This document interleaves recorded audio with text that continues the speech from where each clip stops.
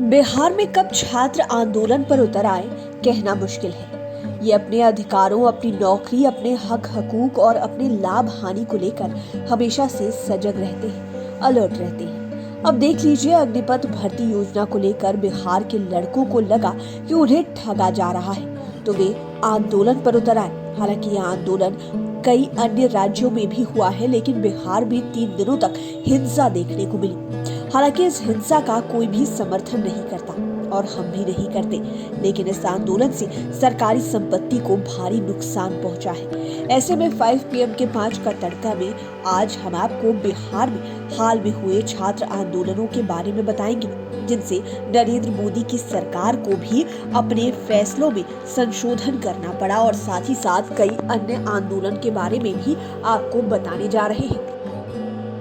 सबसे पहले बात करते हैं अग्निपथ स्कीम के विरोध के बारे में। दरअसल अपने देश में सशस्त्र बलों में भर्ती के लिए केंद्र सरकार ने नई अग्निपथ स्कीम का ऐलान किया। सेना में भर्ती के पुराने पैटर्न को चेंज कर दिया गया है। मौजूदा नीति में 20 साल के मुकाबले अब नए सैनिकों की भर्ती 4 साल के लिए होगी, लेकिन इनके लिए चयनित होने वाले अग्निवीरों के लिए कई तरह की सुविधाएं नहीं है।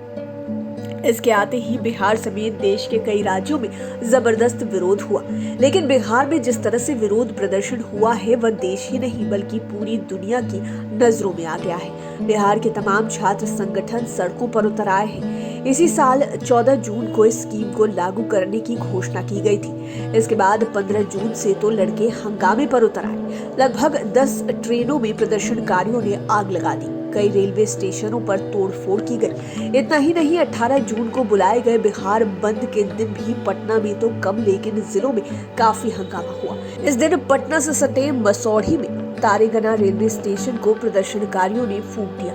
इसके अलावा बिहार की डिप्टी CM रेणु देवी और बीजेपी के प्रदेश अध्यक्ष संजय जायसवाल पर भी इसे लेकर 2 दिन पहले हमला किया गया था।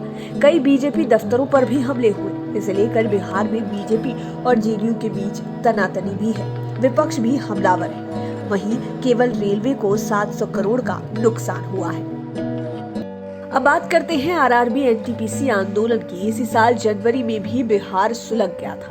तब RRB NTPC के रिजल्ट में धांधली को लेकर यह हंगामा हुआ था। बिहार समेत देश भर के छात्र गुस्से में आ गए थे। अग्निपथ की तरह RRB NTPC के रिजल्ट में धांधली को लेकर भी बिहार में 4 दिनों तक छात्रों ने जबरदस्त ढंग से आंदोलन किया था। पटना समेत कई जिलों में छात्र काफी उग्र हो गए थे। उस समय भी 28 जनवरी को बिहार बंद कराया गया था। बिहार के आंदोलन की आग यूपी के भी कई शहरों में पहुंच गई थी। प्रयागराज और बनारस में भी लड़के रेलवे के खिलाफ सड़क पर उतर गए थे। उस समय भी रेलवे को करोड़ों का नुकसान पहुंचा था। यह आक्रोश दिल्ली तक पहुंचता, इसके पहले ही रेल मंत्रालय ने सरेंडर कर दिया। रेल मंत्री अश्विनी वैष्णव को तुरंत सामने आना पड़ा। यहाँ तक कि PMO ने भी इस पर संज्ञान लिया। बाद में रेलवे विभाग को अपने फैसले से वापस होना पड़ा था। हालांकि इस मामले में आधा दर्जन से अधिक कोचिंग संस्थानों समेत 1000 से अधिक प्रदर्शनकारियों के खिलाफ प्राथमिकी दर्ज कराई गई थी। अभी भी उस मामले की जांच चल रही है। इसी तरह छात्र आंदोलन 2010 में भी हुआ था। तब यह आंदोलन अधूरे सिलेबस को लेकर हुआ था। उस समय छात्र कोचिंग संस्थानों के खिलाफ ही भड़क गए थे। तब 8 फरवरी को कोचिंग संस्थानों के खिलाफ छात्रों का गुस्सा फूट पड़ा था। इसकी शुरुआत एक प्राइवेट कोचिंग संस्थान से हुई थी, फिर देखते ही देखते पूरे पटना को अपनी लपेट में ले लिया था। दरअसल एक स्टूडेंट के सवाल पर उसे गाली दी गई थी। जब बाकी स्टूडेंट ने इसका विरोध किया तो कोचिंग की ओर से कुछ दबंगों ने स्टूडेंट्स के साथ धक्का मुक्की कर दी। फिर क्या था, उन स्टूडेंट्स का पारा चढ़ गया। मामले ने तूल पकड़ लिया। तब आक्रोशित छात्र 9 फरवरी को सड़क पर उतर आए।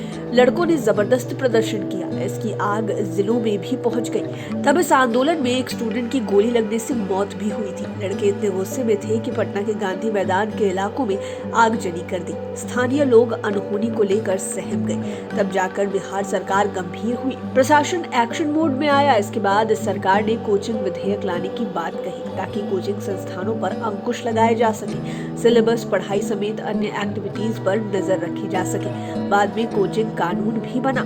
फिर जाकर मामला शांत हुआ। यह आंदोलन भी 3 दिनों तक चला था।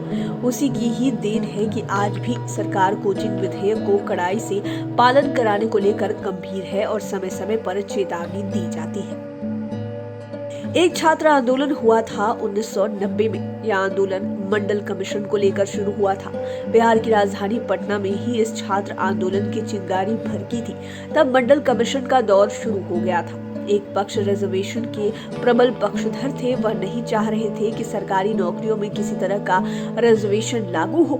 दरअसल यह सारा मामला मंडल कमीशन के गठन को लेकर था। उस समय केंद्र में प्रधानमंत्री की कुर्सी पर वीपी सिंह बैठे हुए थे।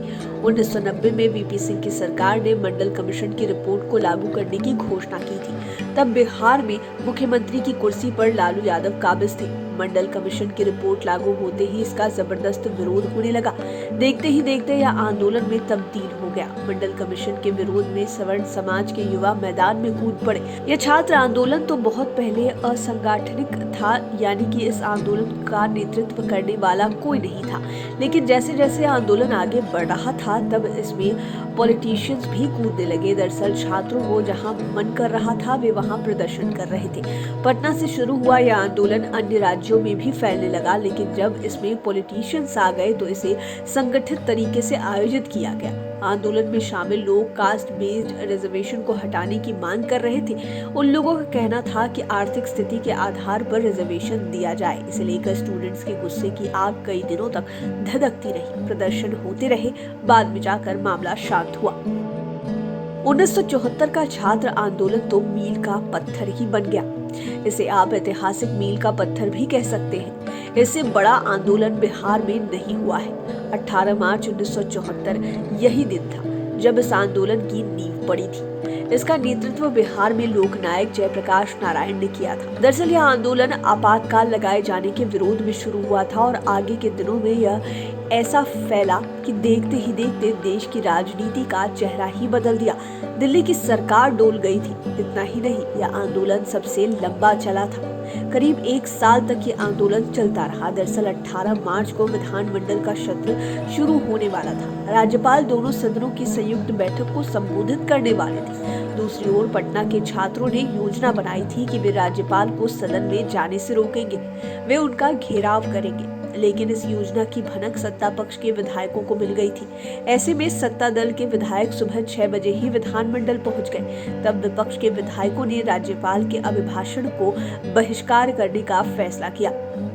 उस समय बिहार के राज्यपाल आर.डी. भंडारी थे। सदन पहुंचने के लिए पहले ही आक्रोशित छात्रों ने राज्यपाल की गाड़ी को रास्ते में ही रोक लिया।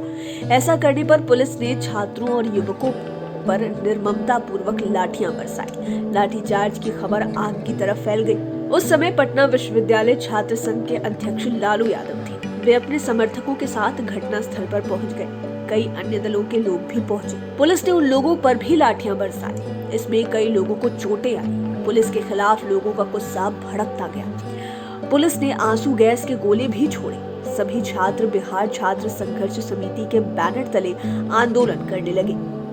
इसके बाद जयप्रकाश नारायण ने आंदोलन की कमान अपने हाथ में ले ली। उन्होंने इसमें संपूर्ण क्रांति का नारा दिया। बिहार में उस समय मुख्यमंत्री की कुर्सी पर अब्दुल गफूर थे। उनसे इस्तीफे की मांग होने लगी। करीब 1 वर्ष के बाद यह आंदोलन समाप्त हुआ। खास बात कि इस आंदोलन में लालू यादव के अलावे नीतीश कुमार और सुशील मोदी भी सक्रिय रूप से शामिल हुए थे। छात्र राजनीति का यह अब तक का सबसे बड़ा आंदोलन है। तो आपने अग्निपथ योजना के बहाने हाल के वर्षों में बिहार के 5 बड़े आंदोलनों के बारे में जाना। हालांकि 1974 के छात्र आंदोलन के लगभग 5 दशक बीत गए हैं। इसके पहले भी बिहार में 2 बड़े छात्र आंदोलन हुए थे। इसमें 1955 का आंदोलन और 1967 का आंदोलन भी शामिल है।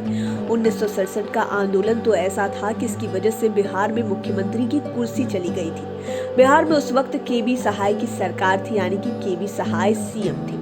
आंदोलन के बाद हुए विधानसभा चुनाव में पटना से के.बी. सहाय को महामाया प्रसाद सिन्हा ने पराजित कर दिया था। इसके अलावा 1955 का आंदोलन भी काफी महत्वपूर्ण रहा था। ये छात्र आंदोलन काफी मामूली बातों पर शुरू हुआ था।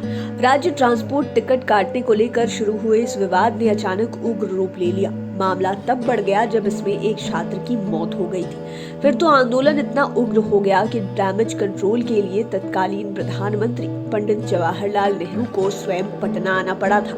वे 30 अगस्त को पटना पहुंचे थे। तब लड़कों ने उन्हें पटना एयरपोर्ट पर ही घेर लिया था।